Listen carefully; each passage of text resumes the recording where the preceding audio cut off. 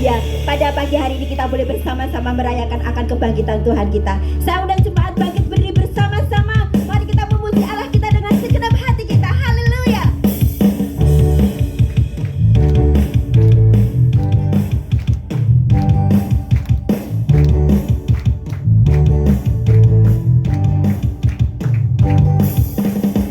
Terpujilah namamu Tuhan, kuat dan penuh kemuliaan.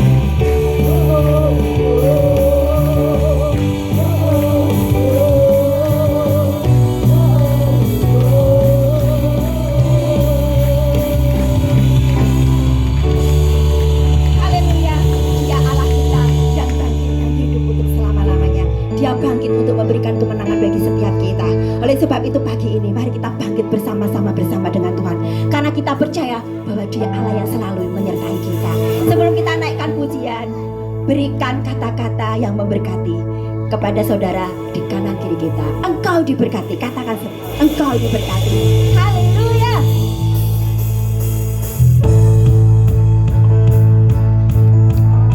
Mari kita sama-sama bangkit.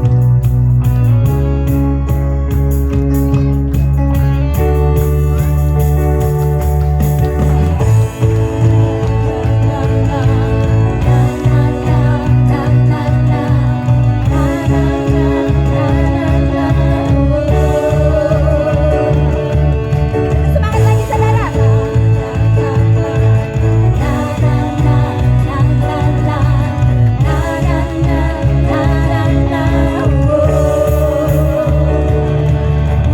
Bangkitlah dan berkatakan berkat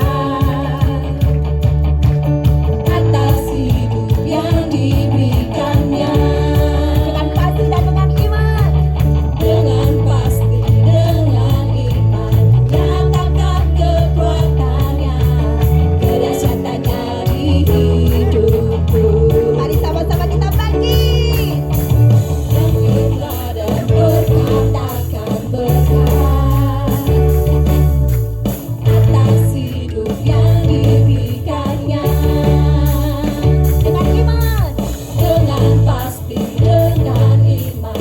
Nyatakan kekuatannya, kedahsyatannya di hidupku. Sekali lagi katakan, kedahsyatannya di hidupku. Imanku berkata, Tuhanku hebat. Amin. Yesusku berkata, ku kuat menangkan bersamanya. Sama-sama katakan, ku memuji, ku bersorak, ku mengangkat tinggi panjikan, panji kemenangannya. Ku bernyanyi, ku bersorak, ku bersorak, ku mengangkat tinggi panjikan, panji kemenanganku.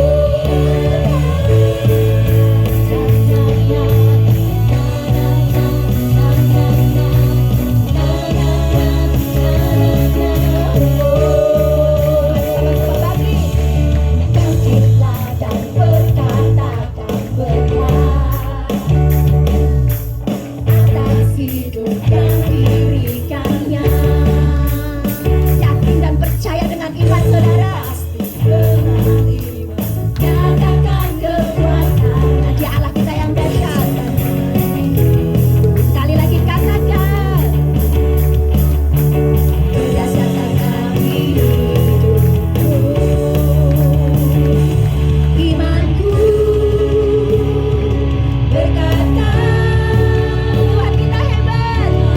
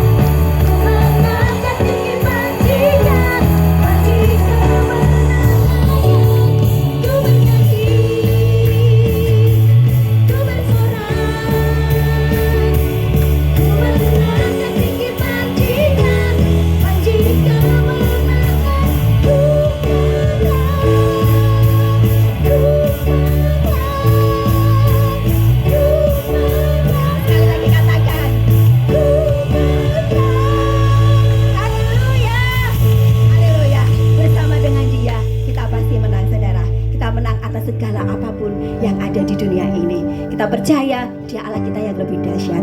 Karena kasih-Nya Dia telah mengorbankan nyawanya untuk kita, dan Dia sudah bangkit untuk memberikan kemenangan, memberikan hidup bagi setiap kita. Haleluya. Silakan Bapak Ibu Saudara duduk. Mari kita mempersiapkan hati untuk menerima taburan benih firman Tuhan. Terima kasih Tuhan, sungguh Engkau Allah kami yang besar, yang mengasihi kami. Terima kasih betapa besar kasih-Mu dalam hidup kami Tuhan. Mengorbankan nyawa-Mu demi kami. Kami bersyukur, kami berterima kasih. Terima kasih Tuhan, urapi setiap hati kami. Urapi hamba-Mu yang menyampaikan akan kebenaran firman-Mu Tuhan.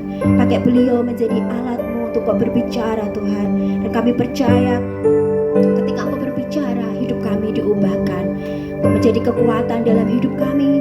Kau yang menuntun setiap hidup kami Tuhan. Terima kasih Bapa, terima kasih. Di dalam nama-Mu Yesus kami berdoa. Haleluya Yesus.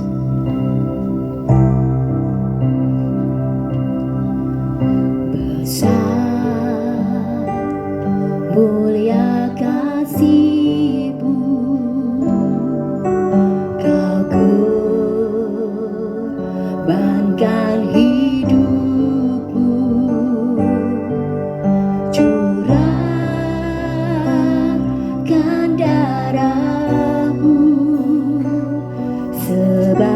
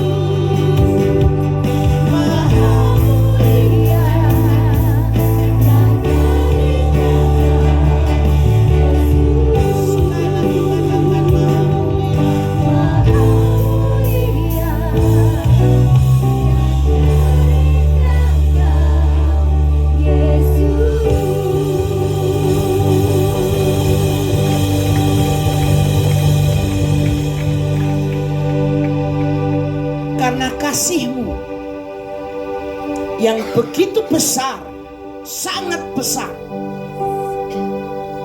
sehingga Engkau mengaruniakan anak-Mu yang tunggal, supaya setiap orang yang percaya kepada anak-Mu yang tunggal, Tuhan kami Yesus Kristus,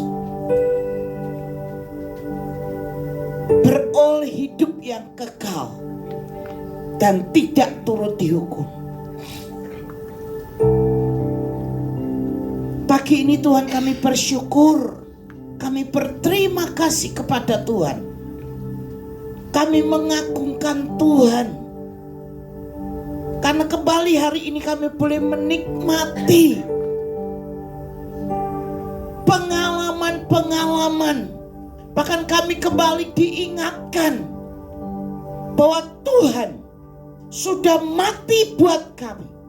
Yesus sudah berkorban buat kami. Engkau rela menderita, Engkau rela berkorban, Engkau rela mati di atas kayu salib demi menebus dosa kami, sehingga kami tidak lagi dimurkai oleh Allah, tetapi kami beroleh pengampunan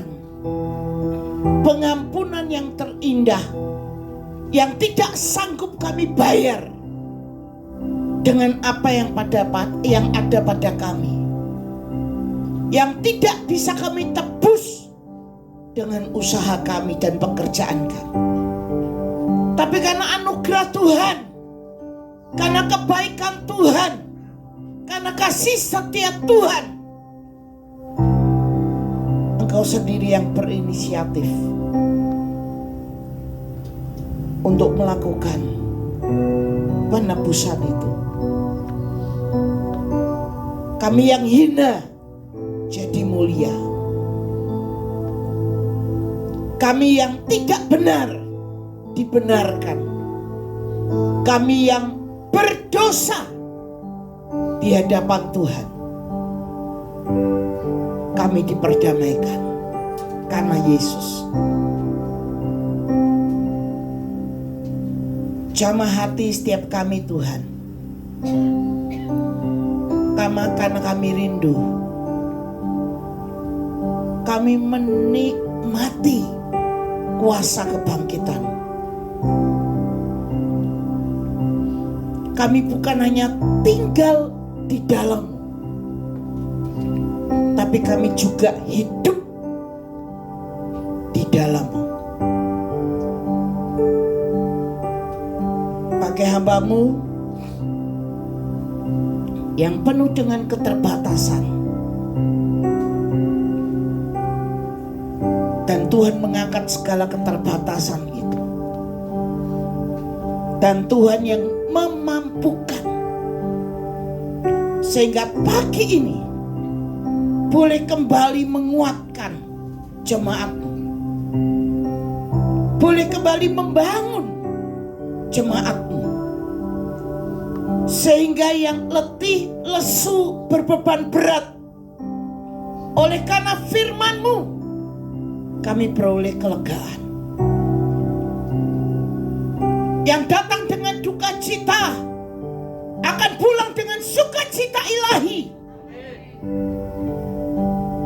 Yang lemah akan pulang dengan kekuatan yang baru, yang daripada Allah. Yang sakit disembuhkan, bilur Yesus memulihkan semua kami,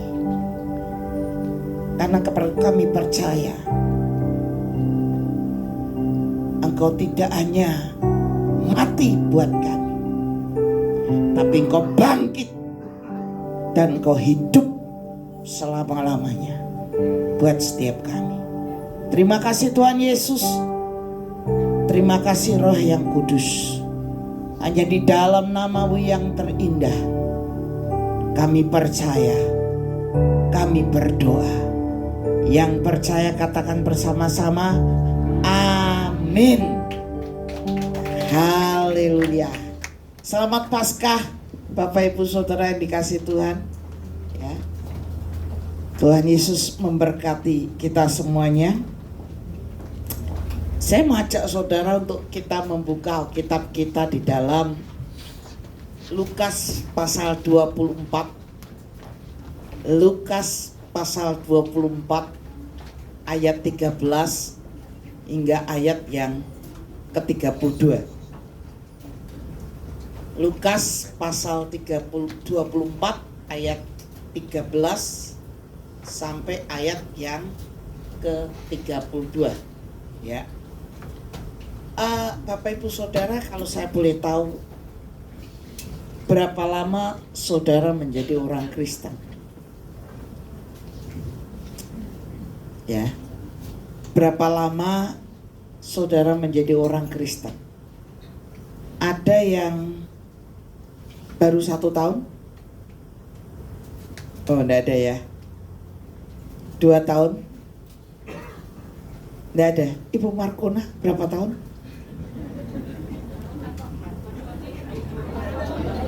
Siapa? Markomi. Berapa? Oh, 25 tahun, lama sekali ya. Lama ya. Ya, ini Ibu Markoni ya, saya kok ingat sekali. Markomi ya. Oke, mudah-mudahan saya ingat ya. Wah, ini kalau orang hampir 50 tahun itu mau di style tuh susah, tidak karuan saudara ya. Parah ini ya. Tapi saya percaya bahwa di dalam Tuhan kita akan selalu ya ada pandangan yang baru di dalam Tuhan. 25 tahun jadi orang Kristen. Ada yang lebih dari 25 tahun? Ada. Berapa tahun, Bu? 40 tahun. Berarti keluar bayi langsung Kristen ya. Langsung dapat nama Kristen, langsung dibaptis Kristen ya. Nah, Bapak Ibu Saudara yang dikasih Tuhan, saya percaya bahkan ada yang lebih dari 40 tahun. Betul ya? Om berapa tahun, Om?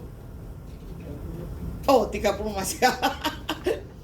Masih kalah ya. Tapi saya percaya ada yang mungkin sudah 50 tahun. Oh, ada Pak. Loh, Bapak itu umurnya berapa? 52. Waduh, luar biasa ya. Luar biasa. 50 tahun lebih ya. Ini.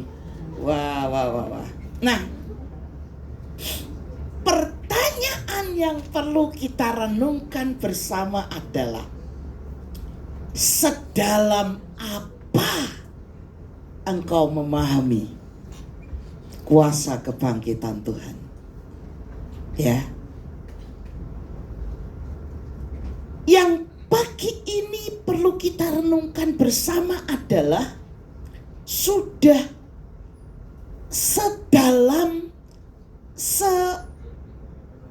setinggi apa pemahamanmu, pengenalanmu akan Tuhan? Saya bilang begini kenapa? Karena ini ada sebuah cerita yang sangat-sangat menyayangkan, sangat-sangat disayangkan. Ya, ini bukan sebuah cerita yang seperti cerita-cerita film, enggak. Tapi ini sebuah peristiwa yang sungguh terjadi, yang saya mau ajak Bapak Ibu Saudara kita buka Lukas pasal 24 ini. Dan silakan kalau enggak kelihatan dari slide, Bapak Ibu bisa buka Alkitab. Saya akan bacakan buat Bapak Ibu, karena ada beberapa yang dimana saya akan menjelaskan. Di sini dikatakan ini adalah perjalanan murid Tuhan Yesus, 2 orang murid Tuhan Yesus. Yang namanya murid ya, yang namanya murid pasti tahu gurunya, betul? Yang namanya murid pasti kenal gurunya, betul? Yang namanya murid pasti dekat dengan gurunya, betul ya? Walaupun 2 orang ini tidak masuk di dalam kategori 12 murid Tuhan Yesus, tapi setidaknya saya percaya mereka pernah melihat Tuhan Yesus ya. Semasa Tuhan Yesus itu, saya percaya mereka pernah mendekati Tuhan Yesus pada waktu Tuhan Yesus mengajar. Ya. Nah, dikatakan bahwa 2 orang ini sedang menuju perjalanan ke Emmaus. Dikatakan begini, pada hari itu juga 2 orang dari murid-murid Yesus pergi ke sebuah kampung bernama Emmaus. yang terletak kira-kira 7 mil jauhnya dari Yerusalem. Dan mereka bercakap-cakap tentang segala sesuatu yang telah terjadi. Jadi rupanya ini kan berita yang sedang terjadi, yang telah terjadi itu, yang lagi trending topik pada waktu itu adalah kematian Tuhan Yesus.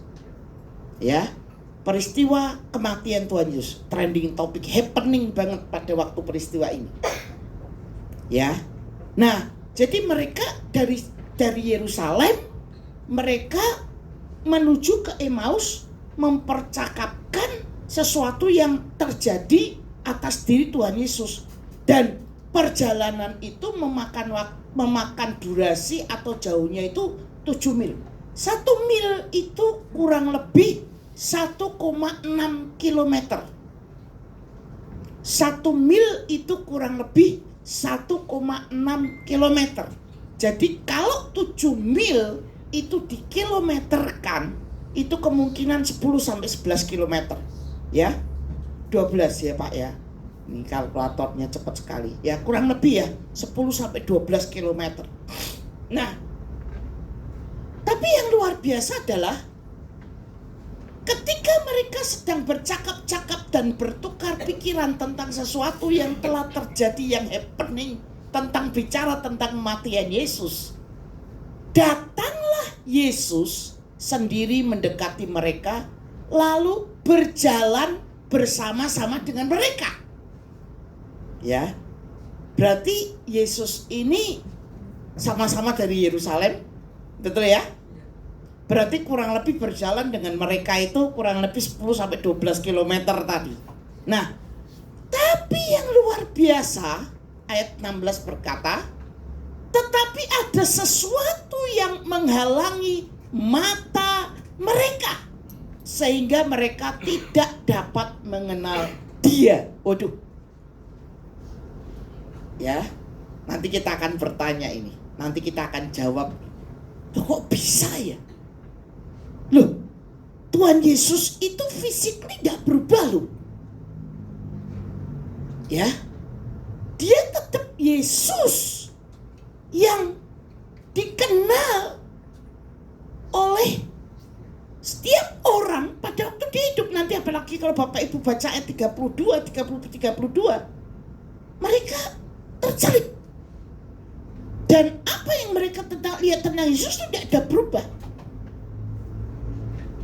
Ya, nah sebelum ini saya akan mau jelaskan begini. Ya, ada filosofi Chinese, filosofi Tiongkok. Ya, filosofi Tiongkok itu berkata begini, ada 3 tipe manusia di dunia ini. Ya, ada 3 tipe. Bapak Ibu setuju enggak? Tipe yang pertama itu orang yang pada waktu sebelum sesuatu hal terjadi, dia sudah melihat ke depan apa yang akan dihadapi dan apa yang harus dia persiapkan. Kalau kita orang sekarang bilang, ini orang yang pintar baca peluang. Ya, emas belum naik, wah, tapi dia udah kayaknya ini emas naik ini. Ini ada orang yang jago begitu ya Om ya. Begitu ya Pak ya, Bu ya. Ada orang yang jago begitu. Bisa baca peluang sehingga sebelum sesuatu itu terjadi, wah, dia sudah mempersiapkan segala sesuatunya. Betul ya? Ada orang-orang tipe begini yang kalau di dalam bahasa kekristenan itu orang yang sanggup menangkap kairosnya Tuhan. Amin. Waktunya Tuhan. Kalau kita secara umum bilang ini orang baca peluang pintar. Tapi kalau di dalam kekristenan kita bilang, oh, dia mampu untuk menangkap kairosnya Tuhan, waktunya Tuhan, momentumnya Tuhan, kesempatan yang Tuhan kasih. Ya. Tipe kedua, nah ini banyak. Ini yang pertama saya bilang ini langka, tapi ada. Ya. Langka tapi ada. Ya. Tipe kedua ini banyak. Ya, yaitu orang yang selalu menunda kesempatan dan selalu mengira bahwa selalu masih ada waktu. Nah, ini seringkali saya dan saudara. Ya, suka menunda kesempatan dan selalu mengira besok masih ada waktu. Makanya kita suka berleha-leha, bikin tugas, suka nantilah. Ya, disuruh pelayanan, nantilah. Ya, disuruh untuk melakukan sesuatu yang baik, nantilah, masih ada waktu. Betul gak, Bu? Dan ini banyak. Dan yang ketiga adalah, ini paling parah ya, tapi juga banyak. Orang yang tidak tahu untuk apa dia hidup. Waduh, kamu besok mau kemana? Orang ngerti aku.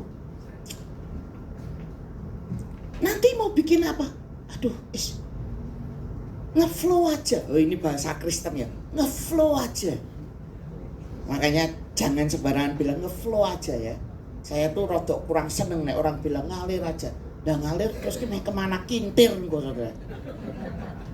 Ya, saya akan menggunakan kata ngalir saja ketika memang ya udah terserah Tuhan. Maaf. Selama saya memang tidak mendapatkan sesuatu hikmat dan apa. Tapi ketika saya perlu untuk bertindak, saya akan minta hikmat Tuhan. Tuhan, apa yang saya harus buat? Tapi ketika sudah, waduh ini tidak ngerti ini bagaimana. Nah baru udah deh, mau Tuhan mau bawa kemana, terserah Tuhan. Ya, karena kadang-kadang Tuhan izinkan kita ngalami itu ya. Nah tapi persoalannya ini bukan masalah Tuhan izinkan. Ini selalu begitu. Orang yang tidak tahu untuk apa dia hidup, dan dia tidak tahu apa yang harus dia lakukan untuk hari depannya, dan apa yang akan dihadapi ke depan, dia pun tidak mau tahu. Makanya banyak orang Kristen yang menghibur diri. Lah aku koyok ngene kok wis piye meneh. Betul gak? Ada yang saudara sering ngomong gitu. Lah aku memang koyok ngene kok. Lah sifatku memang kayak gini kok. Lah memang kerjaanku kayak gini kok. Yos memang aku ini jatahe kayak gini kok. Ada ndak? Hati-hati loh. Ya. Hati-hati saudara. Nah, ketika kita, saudara ada yang gimana? 1, 2, atau 3? Ya. 1, 2, atau 3? Mungkin kalau kita bicara 1, mungkin belum tentu ada 2, 3 orang di tempat ini. Betul ya Tante Gunadi ya? Betul ya? Langka ini. Ya. Saudara ada di mana? Nah, kenapa kok bisa ada 2 dan 3? Padahal kita tahu bahwa orang yang betul-betul ada di dalam Tuhan itu bisa nangkep kairos Tuhan.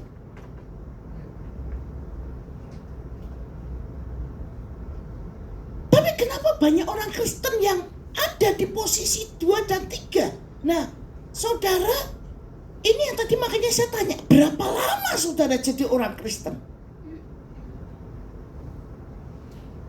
Ya. 10 tahun, 20 tahun, 30 tahun, 40 tahun, bahkan 50 tahun. Bahkan mungkin ada yang 60 tahun. Tapi saudara, masih ada orang yang berkata begini, kayak aku jadi orang Kristen karo ora jadi wong Kristen padha wae. Loh, ini kan ironi saudara. Betul ya? Jangan begitu loh saudara. Saya mau katakan ada yang beda. Jangan bilang podo wae. Nah, karena saudara dan saya tidak membedakan, makanya hidup kita biasa-biasa saja. Tidak ada yang spesial dalam hidup kita. Nah, yang ini saya katakan, ini kita ini adalah yang orang yang biasa-biasa saja, berarti dia tidak mengenal kuasa kebangkitan Yesus. Bahkan hanya bukan mengenal, tapi dia, saya dan saudara yang hidup kita biasa-biasa saja, yang hidup kita sembarangan, yang tidak ubahnya seperti orang yang tidak kenal Tuhan, itu berarti saudara dan saya belum mengalami kuasa kebangkitan Yesus. Karena mestinya ada perubahan. Amin. Ada perubahan. Ya, saya tidak mau jelaskan satu-satu, tapi Bapak Ibu bisa baca. Harus ada rumah tanggamu berubah, diubahkan Tuhan. Hidupmu berubah di hadapan Tuhan. Karaktermu diubahkan oleh Tuhan. Dan kalau sudah begitu, hidupmu tidak akan biasa-biasa saja. Amin. Betul, percaya deh. Nah, yang menarik begini. Ini yang perlu kita renungkan. Kok bisa, kenapa kita tidak mengalami kuasa kebangkitan? Tiap tahun ini kita peringati, betul ya? Tiap tahun ini kita peringati. Ketika kita memperingati, berarti kita mengenang sesuatu yang sudah terjadi, dan itu satu kali, yaitu dia mati buat saudara dan saya supaya kita hidup, betul ya? Filosofi dunia berkata, aku hidup, kamu mati, betul ya? Aku hidup dan kamu mati. Ada yang lebih baik, ya kalau aku hidup, kamu hidup. Kalau aku mati, kamu mati. Ya. Tapi filosofi Tuhan Yesus, aku mati supaya kamu hidup. Dan tidak ada yang begitu. Aku mati supaya kamu hidup. Nah, dan dia sudah melakukan itu. Tapi kok masih saudara dan saya tidak menikmati kuasa kebangkitan Yesus. Nah, yang menarik itu apa? Ayat 16 tadi dikatakan bahwa tetapi ada sesuatu yang menghalangi mata mereka. Ya. Di dalam bahasa Yunani, bahasa asli, ada dua kata yang populer dipakai, diterjemahkan dengan kata mata. Yaitu yang pertama itu oma. Oma bukan nenek ya, oma. Tunggalnya itu oma, kalau jamak omata, ya.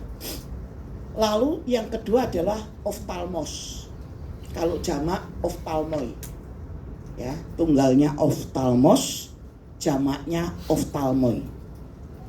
Nah, kalau Bapak Ibu buka kamus bahasa Yunani, bahasa Inggris, dua kata ini diterjemahkan dengan kata yang sama, mata. Tetapi dalam bahasa Inggris itu biasanya lebih spesifik ya daripada bahasa Indonesia. Ada nuansa yang berbeda dari kedua kata ini. Kenapa? Karena kalau kata oma dipakai, itu berarti oma itu mata yang sebenarnya. Jadi mata saya ini oma. Karena ini mata sebenarnya. Tapi kalau kata oftalmos itu dipakai, saudara tahu optik? Optik itu apa? Toko kaca mata, betul ya? Toko optik. Nah, optik itu dari kata oftalmos, oftalmoi. Nah, sehingga oftalmoi atau oftalmos dalam bentuk tunggal. Kenapa kok jadi jamak? Karena kedua mata mereka ya. Jadi kan lebih dari satu, ya. Jadi oftalmoi itu bukan mata yang sebenarnya. Nah, dalam bahasa Inggris diterjemahkan the eyes of the mind. Kalau dalam konteks kita berarti apa? Mata hati. Mata rohani. Ada yang menutupi mata rohani mereka, sehingga mereka tidak dapat mengenal dia. 10 kilometer lebih loh jalan kaki. Ya. Dan orang yang di sebelahnya tuh dibicarakan. Loh kok sudah kenal? Ya. Ada sesuatu yang menutupi mata pikiran mereka. Nah, ini yang juga saya tadi bilang, Pak, Bu, 10 tahun, 20 tahun, 30 tahun, 40 tahun, 50 tahun sudah jadi orang Kristen. Tapi kok biasa-biasa saja. Something wrong with you. Ada yang salah. Ada yang salah dengan hidup kita. Jadi saya ngomong ini supaya apa? Saudara pulang kalau saudara gelisah. Ya. Saudara harus kembali membenahi hidup kekristenan kita. Nah, yang jadi pertanyaan yang menarik adalah tentunya bukan cuma sesuatu itu bukan satu ya, karena tadi saya katakan bahwa di dalam bahasa Inggrisnya itu mundurnya. Nah ini, tetapi ada sesuatu dalam bahasa Indonesia. Tetapi kalau saudara lihat dalam bahasa Inggris, tidak ada betul ya? Tidak ada satu ya, tidak ada kata satu atau sesuatu. Nah, saya mau tunjukkan bahwa ternyata ada 3 hal yang membuat kita belajar dari pengalaman 2 murid ini. 3 hal yang membuat kita itu tidak mengalami kuasa kebangkitan Yesus. Nah, apa itu saudara?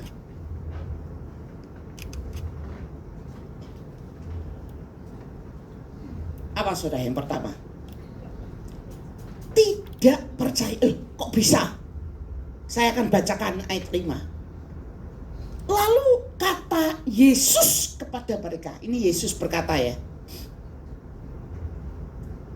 Hai kamu orang bodoh, betapa lambannya hatimu sehingga kamu tidak percaya segala sesuatu yang telah dikatakan para nabi. Nah ini loh saudara. Loh, nah persoalannya gini, Yesus tidak percayanya ini adalah mereka tuh ya kalau bahasa kita sering orang bilang, orang Semarang tuh bilang orang ngelegewo Kris, wong Yesus tuh mati. Siapa yang ngegewo bahwa dia itu hidup, bangkit dan hidup, betul gak? Jadi orang berkata wajar lah kalau mereka tidak kenal. Ya kayak kita kan tidak nyangka tuh, kita tidak kepikirkan orang udah mati kok tiba-tiba bisa jalan sama kita, kan tidak mungkin kan, ya kan? Tapi alasannya bukan itu. Persoalannya adalah di sepanjang pengenalan mereka akan Yesus, mereka tidak pernah menganggap bahwa Yesus itu Tuhan. Nah, lalu Yesus dianggap apa? Selama mereka mengenal Yesus 3 tahun kurang lebih, atau mungkin kurang dari 3 tahun, Yesus itu termasuk 12 murid, hanya dianggap sebagai guru, rabi. Walaupun dia mengajar dengan penuh kuasa, tapi dia hanya seorang manusia. Pengakuan bahwa Yesus Tuhan itu terjadi pasca kebangkitan, setelah kebangkitan, ya. Makanya tidak cuma sekali loh saudara, ayat 38 dikatakan, akan tetapi dia berkata kepada mereka, mengapa kamu terkejut dan apa sebabnya timbul keraguan-raguan di dalam hati kamu. Karena mereka cerita, tadi pagi ibu-ibu itu ngomong, terjadi kebangkitan. Nah, mereka tidak percaya. Makanya Yesus kata, apa yang membuat kamu ragu? Ya, bahkan ayat 41, ya, ketika mereka belum percaya, loh, padahal mereka tuh sudah dicelikkan, loh, tapi masih belum percaya. Sampai Yesus bertanya, adakah padamu makananmu di sini? Nah ini, Bapak Ibu Saudara, tadi saya tanya, 10 tahun jadi Kristen, 20 tahun jadi Kristen, 30 tahun, 50 tahun jadi Kristen. Pertanyaan saya adalah, betulkah saudara tidak pernah meragukan bahwa dia Tuhan?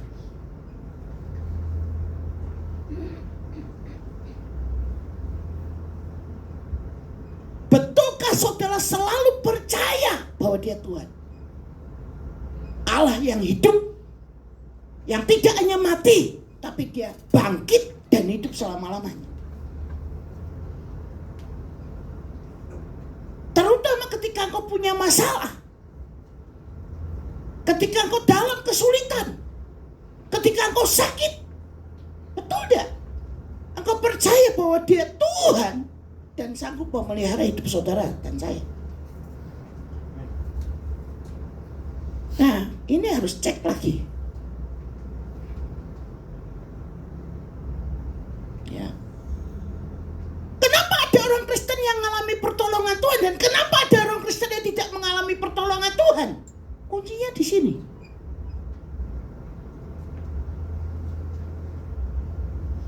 Tingkat kepercayaanmu kepada Yesus itu menentukan. Tuhan tidak mau kamu hanya 50% percaya dia. Dan walaupun saudara bilang 90%, Bu, aku percaya dia. Tidak mau.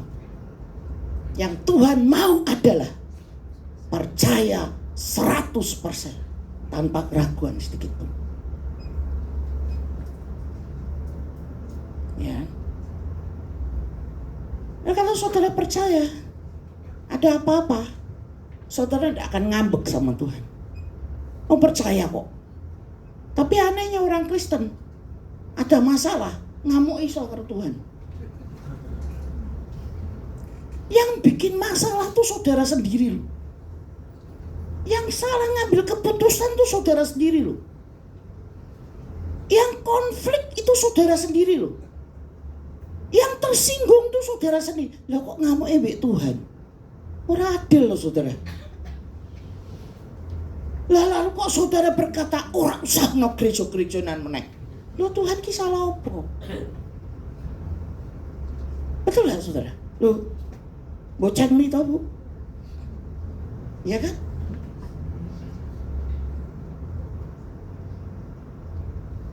Bocah ini itu orang endah. Ndak ngerti aturan. Ya Tuhan tak salah apa-apa kok. Ya. Kok saudara terus ngamuknya sama Tuhan? Lah kalau saudara ndak senang sama yang khotbah, ya wis, tapi jangan sama Tuhan. Ya kan? Kenapa? Ya. Karena saudara dan saya butuh Tuhan. Nang, nok, itu panggilan sayang orang tua kepada anak-anak muda. Nyo, ni, ya, nek kamu itu ndak datang sama Tuhan, saya mau bilang sama saudara, Tuhan ora rugi kok. Betul ya? Tuhan ndak rugi. Oh mau Pak, kalau saudara ndak mau melayani, Tuhan ndak rugi.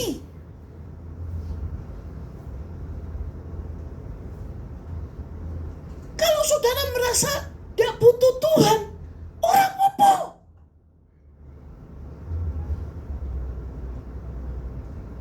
Oh, Tuhan juga tidak butuh kita kok. Tapi siapa yang paling rugi? dan saudara lah. Karena tanpa Tuhan kita tuh nothing. Ya. Misalnya Pak Hanu bilang, Bu Krisna, bisa enggak tanggal 20 khotbah di GPI Jomblang? Nek saya enggak mau, kira-kira hari ini ada yang khotbah enggak Pak Hanu? Tetap ada. Pasti tetap ada. Yakin ada. Tapi kalau saya mau, itu anugerah Tuhan buat saya. Kalau saudara hari ini enggak mau datang sama Tuhan, Tuhan enggak rugi. Tapi kalau saudara datang dan saudara merasa Tuhan, aku butuh Tuhan, itu anugerah Tuhan buat Bapak Ibu dan saudara. Kenapa? Karena kita yang butuh Tuhan.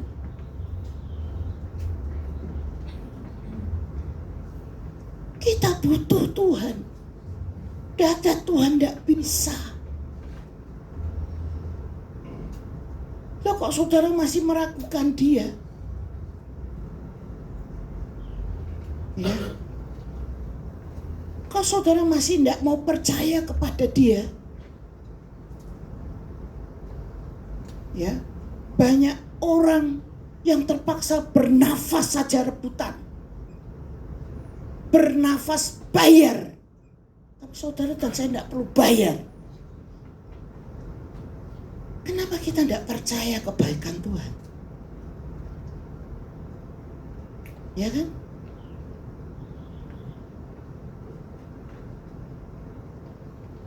Ini yang membuat kita, saya dan saudara, tidak mengalami satu perubahan dalam hidup kita sebagai orang percaya. Padahal Dia sudah lakukan semuanya itu buat saudara dan saya. Ya. Ketidakpercayaan jadi penghalang besar dalam hidup kita. Ya. Mungkin betul saudara berkata, saya kan sudah jadi orang Kristen, Krisna. Berarti saya sudah percaya. Tidak berhenti sampai di situ saudara. Tapi percaya hari demi hari.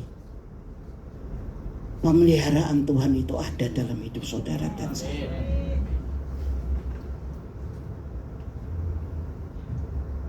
Bahkan di saat tersulit pun Dia tidak pernah meninggalkan kita. Oh, betul. Kalau itu betul-betul saudara tanamkan dalam hatimu, saya akan pastikan engkau tidak akan jadi orang yang biasa-biasa saja. Karena ketika engkau percaya, engkau mengakui Dia Tuhan, engkau juga tidak akan hidup sembarangan dong. Betul tidak? Iyalah. Engkau juga pasti hati-hati. Engkau tidak akan lagi berbuat seperti orang yang tidak kenal Tuhan. Nah itu. Nah itu loh titiknya. Ketika engkau percaya, engkau tidak lagi sembarangan. Engkau akan beri yang terbaik. Nah, untuk Tuhan. Amin saudara. Ayo jangan jadi jemaat GPI Jomblang yang biasa-biasa saja. Amin. Tapi jadi yang luar biasa dengan apa? Mengalami kuasa kebangkitannya dengan apa? Percaya kepada Tuhan. Ya. Selanjutnya, ya. Apa saudara? Kenapa kita seringkali tidak mengalami kuasa kebangkitannya? Kita baca 1, 2, 3. Tidak memahami firman Allah dengan benar. Coba lihat. Kalau kita lihat background 2 orang murid Yesus, ini orang Yahudi. Kalau kita belajar di dalam Alkitab, orang Yahudi itu taat banget. Kalau saudara masih ingat perintah Tuhan kepada para tua-tua, para Musa dan para tua-tua, di dalam Ulangan pasal 6, mereka berkata apa? Ajarlah berulang-ulang kali kepada anak-anakmu, baik ketika kamu berdiri, baik ketika kamu duduk, baik ketika kamu berjalan, baik ketika kamu tidur, dan sebagainya. Artinya, orang Yahudi itu mestinya khatam dong. Hafal di luar kepala, khususnya kitab Taurat dan sebagainya. Karena kalau di sini sering diulang-ulang itu ya. Jadi mereka mempelajari kitab Musa dan segala kitab Nabi dari masa kecil. Ya, tapi yang luar biasa adalah begini, ya. Tuhan Yesus bilang begini. Sorry.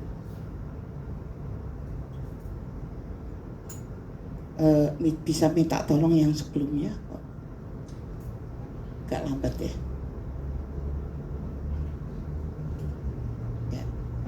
Tuhan Yesus bilang gini, betapa lamban hatimu. Ya, ketika lamban hati, artinya apa? Apa sih bedanya hati dan pikiran? Hati itu pusat. Pusat yang ngasih instruksi kepada pikiran. Ya. Dan kemudian pikiran akan memberi instruksi kepada psikomotorik gerak kita. Ambil keputusan, ini ambil. Tapi semua berpusat pada hati. Makanya di dalam Amsal pasal 3 ayat 23 berkata, jagalah hatimu dengan segala kewaspadaan, karena disitulah terpancar seluruh kehidupan. Kalau hatimu bermasalah, pikiranmu pasti bermasalah. Karena pusat otoritas itu di hati. Tapi kalau hatimu baik, pikiranmu akan baik. Nah, ini makanya pusat kendalinya di sini. Nah, ketika firman Tuhan katakan betapa lambannya hatimu, berarti kamu tuh kok lamban merespon hatimu itu. Ya. Merespon apa? Apa kata para nabi? Kamu sudah baca kitab Musa, Taurat, dan semua kitab para nabi. Tapi kok kamu tidak paham? Nah, saudara mungkin berkata begini, Bu, aku apal loh. Pak, Bu, hafal itu tidak sama dengan paham. Maksud saya begini, kalau saudara paham tentang pengampunan, itu artinya adalah saudara sudah bisa melakukan pengampunan itu. Amin. Berarti kalau saudara belum praktek pengampunan, paham belum? Belum. Saudara hanya tahu, oh ngampuni caranya gini. Tapi saudara belum paham. Kenapa? Belum praktek.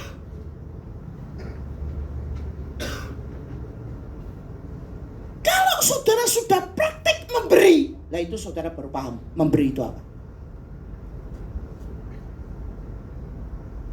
Kalau saudara sudah praktek tentang kasih, nah itu yang saya katakan paham dengan apa itu kasih. Selama saya dan Bapak Ibu belum praktek, kita belum paham.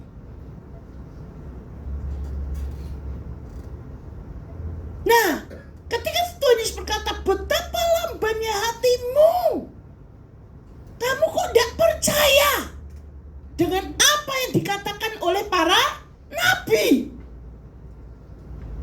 Kitab suci yang kamu baca, kamu kok tidak paham tentang apa peristiwa-peristiwa yang akan terjadi, kamu tidak ngerti.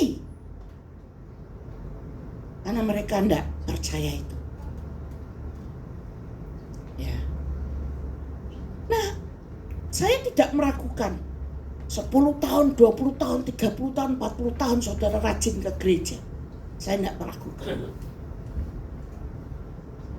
Saya tidak meragukan saudara baca firman setiap hari. Saya tidak meragukan. Saya tidak ragu ketika Bapak Ibu Saudara Oma Opa bilang saya hafal firman Tuhan Kris. Oke. Tapi yang jadi pertanyaan adalah sudah praktek belum? Nah, ketika saudara dan saya praktek, itulah baru dikatakan saya dan Bapak Ibu Saudara paham firman Tuhan dengan benar. Nah, ini seringkali yang membuat kita tidak mengalami sesuatu dalam hidup kita di dalam Tuhan.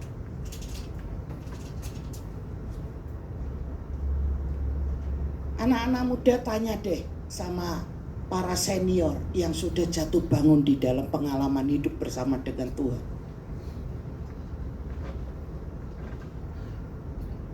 Orang yang sudah praktek firman Tuhan bukan berarti dia lepas dari masalah. Enggak. Masalah tetap ada, pasti. Makanya saya seringkali bilang, jangan jadi pengkhotbah, jangan jadi orang Kristen yang berkata bahwa ikut Yesus tidak ada masalah. Masalah ya kek. Semakin kamu tinggi, semakin anginnya kencang. Tapi orang yang paham firman Tuhan, sekencang apapun angin yang kau hadapi, engkau tetap berpegang teguh kepada Tuhan. Dan di situ pengalaman, kenikmatan memahami kuasa kebangkitannya terjadi dalam hidup saya dan saudara. Makin kencang, saudara akan makin melihat kemuliaannya. Ya. Sekali lagi saya berdoa, jangan sampai puluhan tahun kau ikut Yesus, tapi engkau tidak mengalami apa-apa gara-gara engkau hanya mendengar, tapi engkau tidak jadi pelaku. Eman-eman loh saudara, eman-eman. Ya. Makanya Tuhan Yesus berkata lewat suratnya Yohanes, kalau kamu panas, jemaat kepada jemaat Laodikia, panas-panas kalian. Ojo suam-suam kuku. Nek ora ya wis ora sisan. Jangan setengah-setengah nanggung. Jadi Kristen saudara dibully orang banyak karena imanmu mungkin kamu dibenci oleh teman-temanmu. Karena imanmu, karirmu tidak nanjak, lah kok masih nanggung. Ojo saudara. Tapi kita punya pemahaman yang benar ya. Bukan sekedar fanatik buta ya, jangan ya. Kita bukan orang Kristen yang fanatik buta, lalu nganggap semua orang jelek, enggak. Ya. Justru karena kasih Tuhan, kita mau memberkati orang lain. Ya. Mari alami sesuatu di dalam Tuhan. Jangan santai ketika hidupmu tidak mengalami sesuatu yang indah di dalam Tuhan.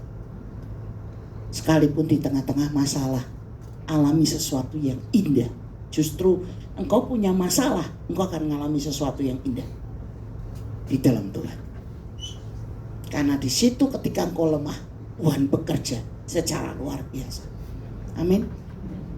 Ya, oma opa, masa tua, siapa bilang masa yang tidak enak? Justru masa terindah untuk menikmati waktu bersama dengan Tuhan. Makin mendekat kepada Tuhan. Lakukan kebenarannya. Menjadi teladan iman bagi anak-anak muda di tempat ini. Ya. Yang terakhir, kenapa kita seringkali tidak mengalami kuasa kebangkitan? Tiap tahun Paskah kita rayakan, tapi biasa-biasa saja. Jangan. Justru tiap tahun perayaan ini menjadi kesempatan bagi kita untuk merefleksikan diri kita. Sudah belum saya ngalami satu kemajuan dalam Tuhan? Nah, kenapa kita seringkali tidak ngalami dari teladan, dari contoh ini? Apa saudara? Tidak melibatkan Tuhan dalam hidup kita. Coba lihat ayat 28-29. Mereka mendekati kampung yang mereka tuju. Lalu Yesus berbuat seolah seolah-olah, ternyata Tuhan Yesus jago acting juga, saudara. Dia berbuat seolah-olah hendak meneruskan perjalanannya. Tetapi mereka sangat mendesaknya, katanya, tinggallah bersama-sama dengan kami, sebab hari telah menjelang malam dan matahari hampir terbenam. Mereka undang Yesus ini ya. Mari Tuhan Yesus, mari Bapak. Mereka belum kenal. Mari masuk. Ya, mari terlibat dengan hidup kami malam ini. Ya. Lalu masuklah Yesus untuk tinggal bersama-sama dengan mereka. Ya. Tapi dia tidak hanya tinggal bersama dengan mereka. Setelah mereka mengundang Yesus untuk tinggal, kemudian dalam ayat 31 katakan, waktu dia duduk makan dengan mereka, apa yang dikatakan? Dia mengambil roti, dia mengucap berkat, lalu memecah-mecahkannya dan memberikannya kepada mereka. Lalu apa yang terjadi? Ketika itu terbukalah mata mereka, oftalmonya terbuka, mata rohaninya terbuka, the eyes of the mind-nya terbuka, dan mereka pun mengenal dia.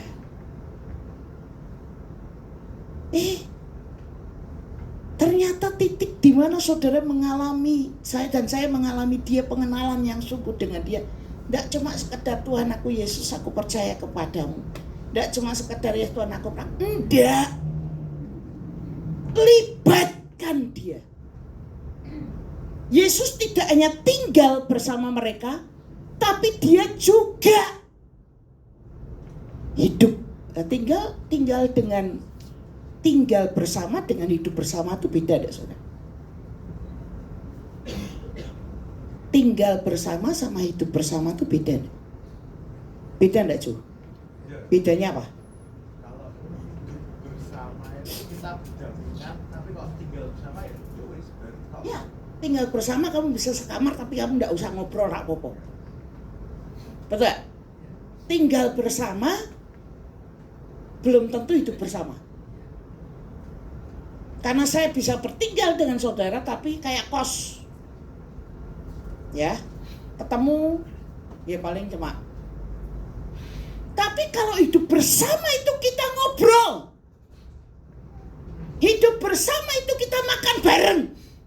Hidup bersama itu kita share bareng. Hidup bersama itu berarti saya menikmati kebaikanmu dan engkau menikmati kebaikan saya. Dan ketika itu terjadi, Yesus memecah roti, mengucap syukur. Karena ketika hidup bersama, waktu itu membuat seseorang makin mengenal orang lain. Betul gak? Mereka, ini kan yang biasa dilakukan Tuhan Yesus kan? Terceliklah mata mereka. Ya. Dicelikkan. Saudara pernah dengar cerita spionase? Orang yang penjahat yang dikejar-kejar, dia face off, dia ngubah wajah, ya, dan sebagainya. Sampai detektif yang mencari dia tidak bisa kenal dengan dia. Tapi ketika, dari mana mereka bisa kenal dia? Kebiasaan. Mereka mengenal dia lewat kebiasaan. Ketika kita terlibat dengan Tuhan Yesus, ketika kita melibatkan dia hidup dalam hidup kita dan hidup kita dalam hidupnya. Ngalami enggak perubahan? Ngalami dong. Wong suami istri aja bisa saling mengkamiri kok. Betul gak? Misalnya saya orangnya kaku, tinggal sama orang yang sangin banget. Lama-lama saya bisa ketularan cerewet kok. Betul gak? Dulu saya tidak suka senyum, tapi kemudian saya tinggal sama orang ceria. Lama-lama saya juga suka senyum. Kenapa? Karena kebiasaan itu akan mengubah hidup kita. Iya kan? Apalagi ketika kita hidup di dalam Tuhan. Wong firman Tuhan aja bilang kok, hati-hati lo dengan kebiasaan buruk, dia akan merusak pergaulan buruk, dia akan merusak kebiasaan baik. Makanya cari teman pun harus hati-hati. Betul gak saudara? Nah apalagi ini kita dengan Tuhan, melibatkan Tuhan. Cuma yo melibatkan Tuhan tuh tidak harus Tuhan aku beli pentin atau rejoice ya Tuhan ya. Ojo lah saudara yo. Yo baca aja toh di belakangnya saudara, dan saya itu kan diberi hikmat sama Tuhan. Di situ kan ono tulisane toh. Lah itu rambutmu rontok apa ora? Ngono wae toh. Ya kan? Kok dadak Tuhan aku rejoice sama pentin yo. Nek saudara bingung datang sama saya tak bacakin nanti. Tuhan aku mau pakai baju coklat atau hitam ya? Loh, bukan itu yang dimaksud melibatkan Tuhan. Loh, Cik, ini kan melibatkan dalam segala perkara. Iyo lah, tapi ya ojo kebangetan lah, bukan itu maksudnya. Tapi adalah bagaimana kita tuh betul-betul tidak bisa tanpa dia. Kita tuh butuh dan kita bersandar dengan dia dalam segala perkara hidup kita. Bukan menjadi orang yang aneh dan maaf sok rohani, enggak ya, tapi betul-betul dalam segala aspek kita butuh Tuhan,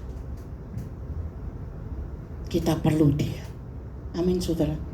Bapak percaya kalau Bu, Pak, engkau melibatkan Tuhan dalam rumah tanggamu, percayalah ya.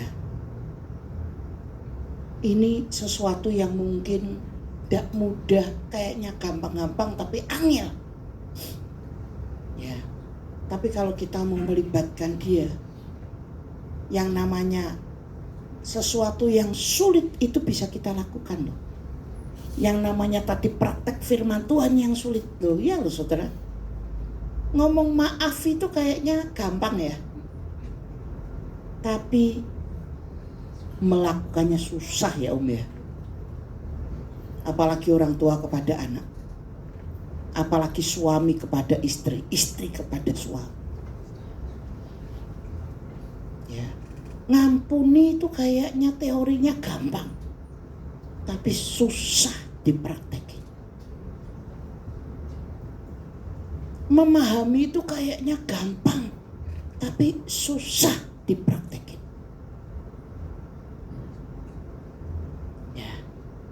Tapi ketika kita melibatkan Tuhan,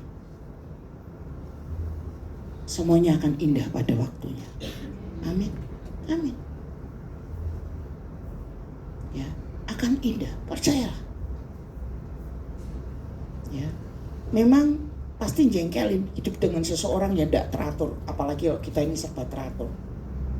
Gunting ngambil di mana, ya taruh di situ. Tapi ada aja. Anduk ngambilin di mana ya taruhnya juga di situ. Apa yang ada aja. Habis andukan taruh di kasur.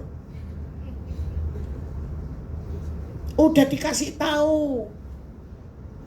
Pi, nek melotot odol itu teko nisor. 50 tahun berkeluarga tetap dari tengah. Ini gara-gara odol. Jangan ya Pak Hanum. Ya, gara-gara odol gitu ya. Ya. Isa tukaran terus berdina hanya gara-gara odol. Ya. Tapi kalau kita melibatkan Tuhan loh, masalahnya kalau kita melibatkan Tuhan, ketika kita meletakkan gunting yang tidak seharusnya kita yang pakai, bukan kita, tapi kita katakan karena Tuhan, saudara tidak akan jadi marah. Tapi ya sambil diedukasi ya. Ambil diedukasi, pasangan kita diedukasi, anak-anak kita diedukasi, nyapu terus. Saya melakukannya seperti untuk Tuhan. Ya. Saya pernah hidup dalam kondisi begitu loh saudara. Ya. Apalagi kalau kita tinggal sama adik, wah itu kan paling enak kan, nyuruh ya. Ini. Tapi kan jadi masalah ketika kita punya adik yang bisa melawan kita. Nah, awalnya bertengkar, tapi lama-lama kok tukaran terus yuk. Mengangkat galon lebih tukaran saudara. Tarik-tarikan ya. Ya, tapi kemudian saya dikasih hikmat sama Tuhan, lakukan sendiri. Dia mau lakukan atau tidak, wis biarin. Lakukan sendiri. Ya, lama-lama orang itu kan punya hati toh saudara. Iya kan? Orang itu kan punya hati nurani. Yang lama-lama dia akan ngerti. Ya. Oh, kakakku sudah baik. Oh, pasanganku sudah baik. Oh, orang tuaku sudah baik. Nah, semua itu bisa terjadi kenapa? Karena kita minta pertolongan Tuhan. Untuk kita bisa ngerti dan tidak minta untuk di ngertiin orang lain. Hanya Tuhan yang bisa. Kalau Bapak Ibu melihat perubahan saya, ya hampir 1 tahun ini, itu pun saya bilang only by His grace. Karena kalau ngandalin kekuatan saya sendiri, saya tidak bisa. Semua melibatkan Tuhan. Semua karena Tuhan. Karena kalau saya mikir di kemampuan saya tidak mungkin. Tapi saya bisa punya komitmen, mudah-mudahan terus. Saya bisa konsisten dan berharap terus. Saya bisa disiplin. Itu kemurahan Tuhan. Itu kemurahan Tuhan. Betul. Kalau saya tidak melibatkan Tuhan, tidak bisa saudara.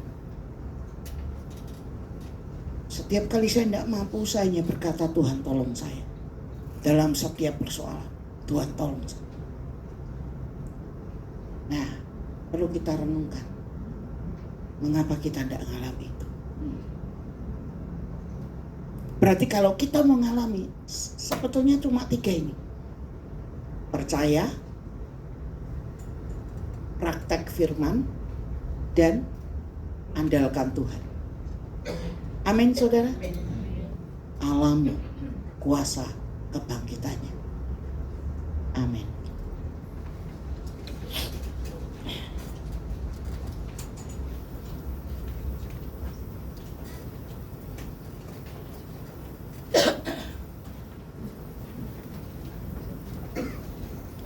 Sungguh besar pengorbanan Tuhan. Sungguh indah yang tidak pernah terpikirkan.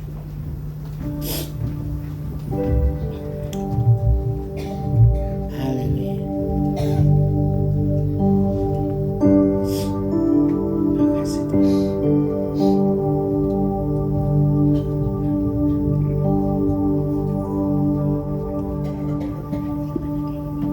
Kemanakah aku dapat pergi,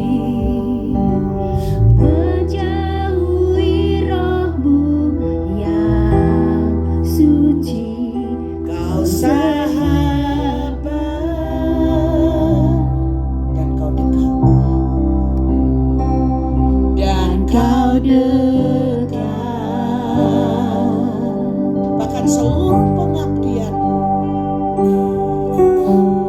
Bahkan seluruh pengabdianku tak bisa membalas kesetiaan-Mu, sungguh mulia.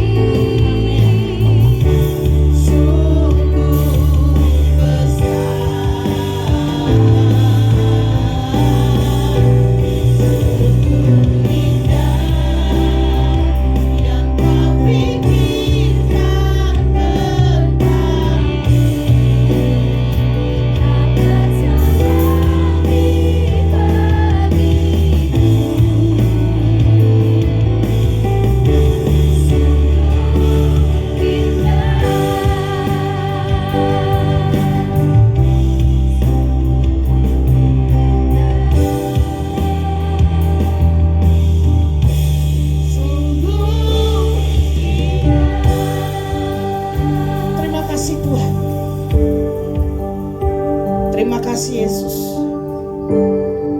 Terima kasih Roh Kudus. Engkau yang akan terus berbicara kepada setiap kami. Sungguh di dalam hati kami yang paling dalam, kami tidak mau jadi orang Kristen yang biasa-biasa saja. Kami tidak mau punya rumah tangga yang biasa-biasa saja. Kami tidak mau punya pekerjaan yang biasa-biasa saja. Kami tidak mau jadi pribadi yang biasa-biasa saja. Tapi kami mau jadi anak Tuhan yang luar biasa. Anak Tuhan yang selalu mencerminkan Kristus dalam hidup kami. Karena kami mengalami kuasa kebangkitan Tuhan. Mari Roh Kudus ingatkan kami dalam segala perkara. Untuk kami percaya kepadamu dalam segala situasi. Paham dengan mempraktekkan firman Tuhan dengan benar. Dan selalu mengandalkan Tuhan, melibatkan Tuhan. Hidup, menghidupi kuasa Tuhan dalam hidup kami. Sehingga ada perubahan yang terjadi. Dan kami tidak lagi menjadi orang yang biasa-biasa saja. Tapi kami hebat di dalam tangan Tuhan. Yang tidak pernah lupa bahwa semua terjadi karena anugerah Tuhan. Berkati jemaat di tempat ini. Berkati keluarga-keluarga di tempat ini. Berkati para aktivis di tempat ini. Berkati hamba-hamba Tuhan di tempat ini. Dan berkati Ibu Gembala kami untuk tetap menjadi teladan buat kami, mendorong kami dan membangun iman kami di dalam Tuhan, sehingga kami menjadi jemaat yang luar biasa, jemaat yang mengalami selalu kebangkitan, kuasa kebangkitan. Terima kasih Tuhan, terima kasih Yesus, terima kasih Roh Kudus. Hanya dalam nama-Mu kami bersyukur, kami berdoa. Haleluya, amin.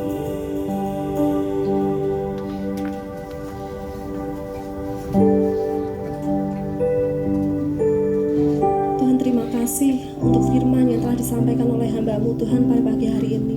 Kami ucap syukur, kami bersyukur Tuhan.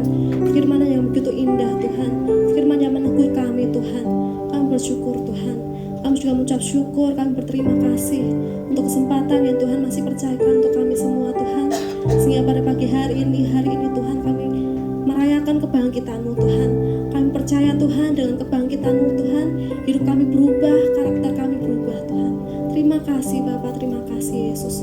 Ajar kami Roh Kudus untuk kami tetap terus percaya, untuk kami memahami benar firman-Mu dan mempraktekkan firman-Mu, dan selalu mengandalkan Engkau, melibatkan Engkau dalam segala aspek hidup kami, sehingga kami bisa dan kami selalu merasakan kuasa kebangkitan-Mu Tuhan dalam hidup kami. Terima kasih Tuhan, terima kasih. Kami juga berdoa untuk hamba-Mu Tuhan, Ibu Krisna yang telah menyampaikan firman-Mu. Kami berdoa Tuhan, kiranya Tuhan yang tambahkan hikmat, Tuhan tambahkan urapan-Mu, sehingga dimanapun beliau berada Tuhan, di situ banyak jiwa yang dimenangkan dan nama Tuhan semakin dipermuliakan. Terima kasih Tuhan. Kami juga berdoa untuk keluarganya, kami berdoa untuk kesehatannya. Kiranya Tuhan juga buat apapun yang Ibu Krisna kerjakan menjadi berhasil dan beruntung. Terima kasih Tuhan, terima kasih Yesus. Hanya di dalam nama Tuhan Yesus Kristus kami sedang berdoa dan mengucap syukur. Haleluya, amin. Sebelum kita menyaksikan tayangan video pengumuman kegiatan seminggu ke depan, kami menyambut dengan hangat Bapak Ibu Saudara yang barangkali ada yang pertama kali datang di GPI Jomblang. Apakah ada?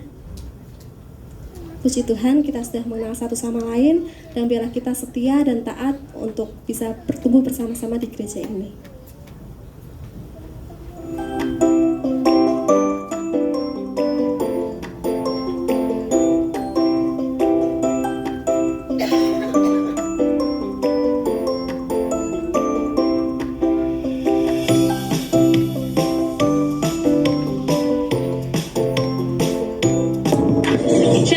jemaat yang dikasih Tuhan, berikut pengumuman GPI Jomblang seminggu ke depan.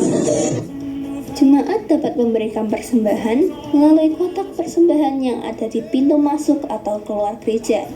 Atau jemaat juga dapat mentransfer ke akun BCA GPI Jomblang dengan nomor 836-019-7779. Ayo hadiri doa pagi setiap hari Senin sampai Sabtu pukul 5 sampai 6 pagi di GPI Jomblang. Mari rasakan hadirat Tuhan bersama-sama dengan mengikuti doa Esra setiap hari Selasa pukul 7 malam di tempat ini. Jemaat, mari bersekutu bersama dengan mengikuti komsel di GPI Jomblang setiap hari Jumat pukul setengah 7 malam atau di Tegalsari setiap hari Sabtu pukul 7 malam. Sekolah Minggu GPI Jomblang setiap hari Minggu saat firman terletak di samping GPI Jomblang. Bagi Bapak Ibu, ayo ajak putra-putrinya untuk mengikuti sekolah minggu GPI Jomblang. Anak-anak muda, jangan lupa untuk ikuti ibadah youth setiap hari Sabtu pukul setengah 6 sore di tempat ini. Untuk tema minggu depan, Youth King Generation proudly present Act of Service. Ayo kita rayakan kebangkitan Tuhan bersama-sama dengan mengikuti kegiatan ini. Pendaftaran dapat menghubungi Kak Niken dengan nomor 0898 8551 597 dan pendaftaran akan diakhiri di hari Rabu 23 April 2025. So, see you! Demikian pengumuman GPI Jomblang seminggu ke depan. Tuhan Yesus memberkati. Ya, shalom Bapak Ibu sekalian dan saudara-saudara sekalian. Untuk minggu depan kita akan ngadain tema Act of Service. Seperti kayak Tuhan itu datang ke dunia itu buat melayani, bukan untuk melayani. Jadi saat Tuhan itu bangkit, kita anak-anaknya gantian yang melayani. Amin. Seperti kalau Bapak Ibu lihat itu ke depan, ke belakang, kanan, kiri, semuanya pelayan-pelayan pujian sih, pelayan-pelayan di GPI sini tuh anak youth semua loh, Pak. Spektakuler tenanan, Pak. Kurang meriah tuh, Kak. Kurang meriah. Jadi untuk minggu depan kita bakal ada acara seru banget. Jadi kita ada close pendaftaran itu hari Rabu karena kita butuh pembentukan kelompok dulu. Jadi nanti kira-kira hari Kamis dan Jumatnya itu teman-teman bakal dibagiin tim buat kita berkolaborasi datang buat Sabtunya. Dan terus kalau Bapak Ibu kan udah sering tak kasih pengumuman punya cucu, punya anak, buat diajak ya. Kalau semisal punya cucu, punya anak, nggak mau ke gereja pi mas, nggak mau datang ke you, betul orang deh. Taleni saudara, langsung go ning gereja, salah. Itu bukan anak-anak Kristus saudara. Kalau semisal saudara-saudara sekalian itu rindu anaknya, cucunya itu buat ke gereja, mungkin Bapak Ibu bisa kontak saya atau Niken atau Tulus buat kalau punya kerinduan biar anaknya itu mau datang, bisa kok kita bantu, nanti kita acarakan. Jadi kita itu anak-anak Kristus tuh harus dengan kasih. Jadi kalau punya anak itu jangan dikerasi. Tapi kita bakal pelayan-pelayan di GPI Jomblang ini, kakak-kakak pembina youth itu bakal bantu Bapak Ibu sekalian. Kayak kalau semisal Bapak Ibu ada kerinduan buat anaknya biar aktif di gereja, biar ke gereja terus, biar kalau di rumah tuh udah dia anak kok udah blek. Kayak tadi yang diomongin Bu Krisna, kalau kenal Kristus itu pasti harus ada Kristus di dalam kita. Jadi kalau misal punya kerinduan, kok udah Kristen lama ya mas, tapi kok KTP toh, kita bantu. Jadi kalau saudara punya kerinduan biar anaknya, cucunya ke gereja, kita bakal bantu. Jangan lupa kontak saya atau Niken atau Tulus. Oke? Terima kasih, Tuhan memberkati. Terima kasih Pak Yosef. Mari saya undang Bapak Ibu saudara untuk kami berdiri. Kita mau ucapkan ayat firman Tuhan yang diambil dari Yohanes 11 ayat 25. Kita ucapkan bersama-sama 3, 2. Jawab Yesus, akulah kebangkitan dan hidup. Barang siapa percaya kepadaku, ia akan hidup walaupun ia sudah mati. Kita angkat tangan kita akui pengakuan iman kita. 3, 2. Aku percaya Yesus Kristus adalah Tuhan dan Juru Selamatku. Aku percaya Yesus adalah kebangkitan dan hidup. Ia telah bangkit dari kematian. Ia hidup kekal selama-lamanya. Karena ia hidup, maka aku pun akan hidup. Amin. Mari kita ucapkan yel-yel kita dengan penuh semangat. Jemaat GBI Jomblang, lebih antusias, lebih disiplin, lebih produktif. Yes, yes, yes. Allah bangkit, bersoraklah. Allah bangkit, bernyanyilah. Musuh dikalahkan, raja dibebaskan. Allah rahasia di tempat kudusnya. Allah bangkit, bersoraklah. Allah bangkit, bernyanyilah. Musuh dikalahkan, raja dibebaskan. Allah rahasia di tempat kudusnya. Allah rahasia di tempat kudusnya. Allah rahasia, Allah rahasia, Allah rahasia. Allah rahasia di tempat kudusnya.